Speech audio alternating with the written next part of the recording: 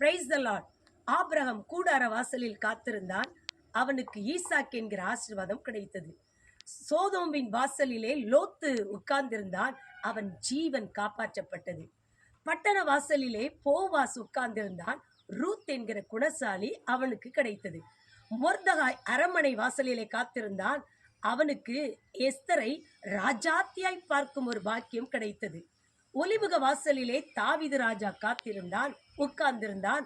அவனுடைய ராஜ்யம் அவனுக்கு திரும்ப கிடைத்தது. இப்படி வாசல் என்றால் காத்திருத்தல், எதிர்பார்த்தல் என்று அர்த்தம். அப்படியானால் பழைய ஏற்பாட்டு காலத்திலே இவ்வளவு ஆசீர்வாதம் கிடைக்கும் என்றால் புதிய ஏற்பாட்டு காலத்தில் இயேசு சொன்னார், நானே வாசல், என் வழியாய் உட்பிரவேசித்தால் அவன் ரட்சிக்கப்படுவான், உள்ளும் புறமும் சென்று மேய்ச்சலை கண்டடைவான்.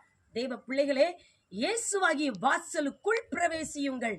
அப்பொழுது உலக ஆசீர்வாதத்தையும் பரலோக ஆசீர்வாதத்தையும் பெற்று இன்புற்று வாழ தேவன் நமக்கு உதவி செய்வார். கர்த்தர் தாமே உங்களை ஆசீர்வதிப்பாராக. ஆமென்.